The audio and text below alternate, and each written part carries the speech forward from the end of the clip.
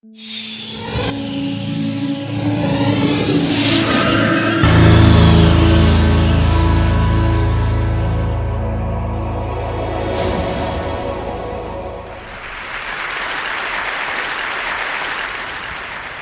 know what you're thinking.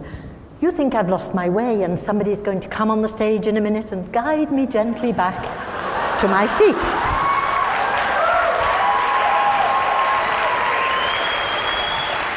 I get that all the time in Dubai. Here on holiday, are you, dear?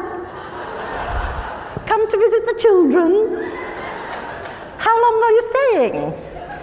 Well, actually, I hope for a while longer yet. I have been living and teaching in the Gulf for over 30 years. And in that time, I have seen a lot of changes. Now, that statistic is quite shocking, and I want to talk to you today about language loss and the globalization of English.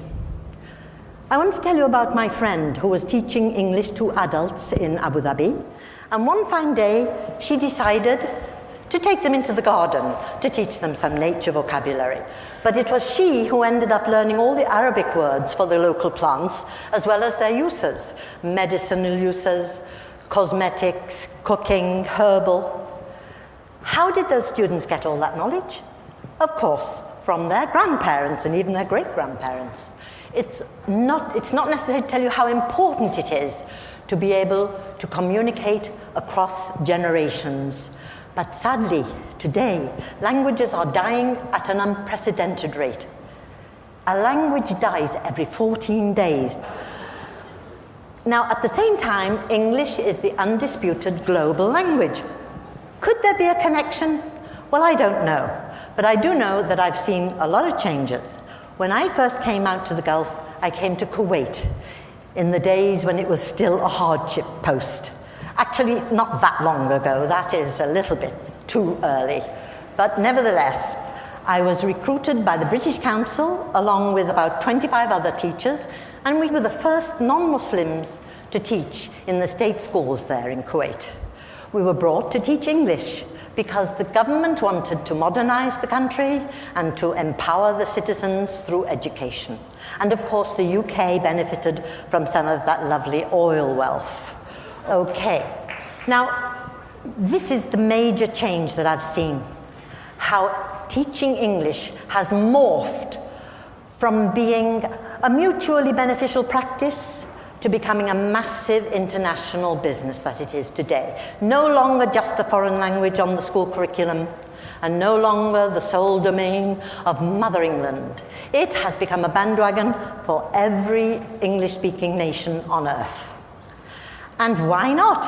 After all, the best education, according to the latest World University rankings, is to be found in the universities of the UK and the US.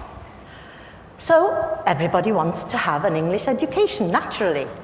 But if you're not a native speaker, you have to pass a test.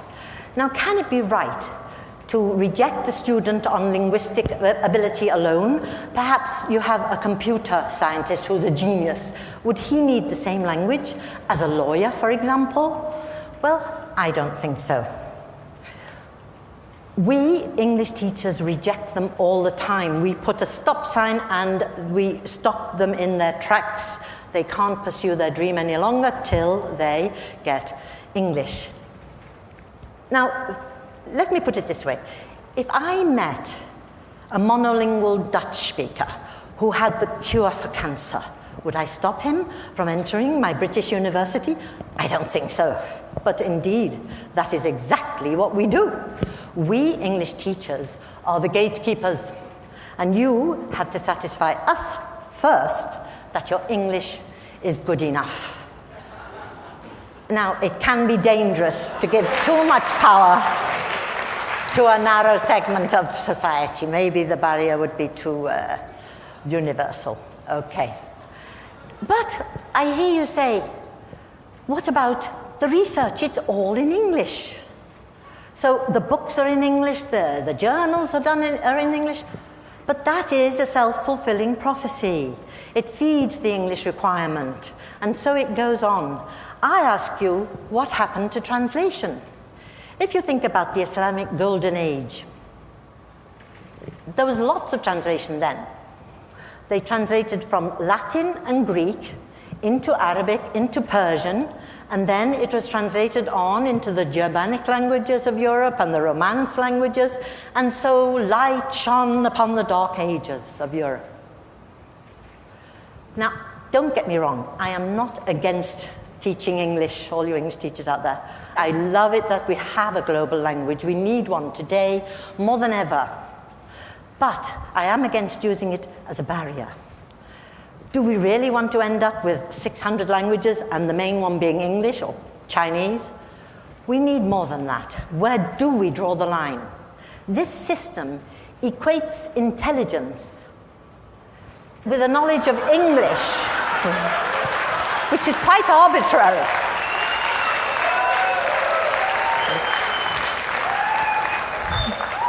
And I want to remind you that the giants upon whose shoulders today's intelligentsia stand did not have to have English, they did not have to pass an English test. Case in point, Einstein.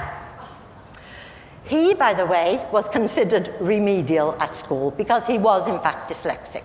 But fortunately for the world, he did not have to pass an English test because they didn't start until 1964 with TOEFL, the American test of English. Now, it's exploded. There are lots and lots of tests of English, and millions of students take these tests every year. Now, you might think, you and me, those fees aren't bad, they're okay, but they are prohibitive to so many millions of poor people. So immediately we're rejecting them. Brings to mind a headline I saw recently, Education, the Great Divide. Now, I get it. I understand why people would want to focus on English. They want to give their children the best chance in life. And to do that, they need a Western education. Because, of course, the best jobs go to people out of the Western universities that I put on earlier. It's a circular thing. Okay. Let me tell you a story about two English scientists. They were doing an experiment to do with genetics and the forelimbs and the hind limbs of animals, but they couldn't get the results they wanted. They really didn't know what to do until along came a German scientist who realized that they were using two words for forelimb and hind limb, whereas genetics does not differentiate, and neither does German. So, bingo, problem solved. If you can't think a thought, you are stuck. But if another language can think that thought, then by cooperating, we can achieve and learn so much more. My daughter came to England from Kuwait. She had studied science and mathematics in Arabic at an Arabic medium school.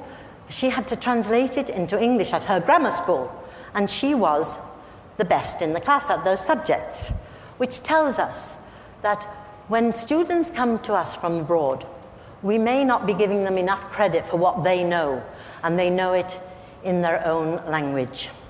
When a language dies, we don't know what we lose with that language. This is, I don't know if you saw it on CNN recently. They gave the Heroes Award to a young Kenyan shepherd boy who couldn't study at night in his village, like all the village children, because the kerosene lamp, it had smoke and it damaged his eyes. And anyway, there was never enough kerosene, because what does $1 a day buy for you? So he invented a cost-free solar lamp, and now the children in his village get the same grades at school as the children who have electricity at home. And when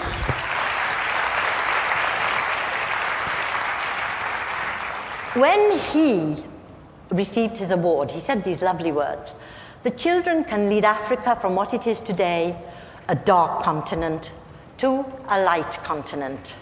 A simple idea, but it could have such far-reaching consequences. People who have no light, whether it's physical or metaphorical, cannot pass our exams, and we can never know what they know. Let us not keep them and ourselves in the dark. Let us celebrate diversity. Mind your language.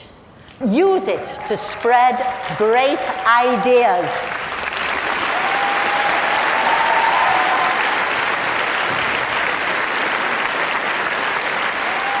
Thank you very much. Shukran.